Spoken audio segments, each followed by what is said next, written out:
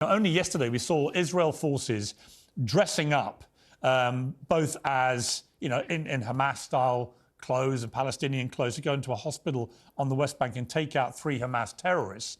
And there are many people, impartial observers, who say that what they did there contravenes international law, that they're effectively committing war crimes because it's a violation of international law to feign protected status, in this case by dressing up as a doctor or patient, in order to invite the confidence of the adversary and then proceed to kill or injure them. And it's also against international law for combatants who've been incapacitated by wounds or sickness and are protected from attack as persons ordered combat. So if they're paralysed or incapacitated, an attack on that individual is prohibited by international law. So I look at that and it seems to be a prima facie case of Israel breaking the law. Do you defend that?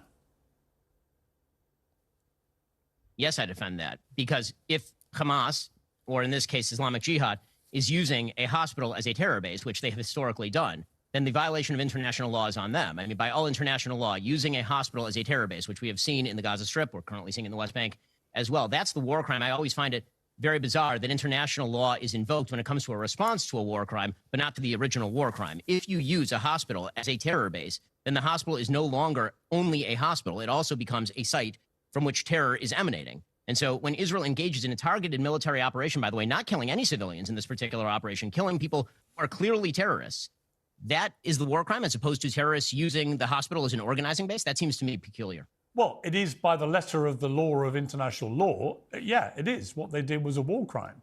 You can't dress up effectively as doctors and patients and take out people who are being treated, which is what appears to have happened.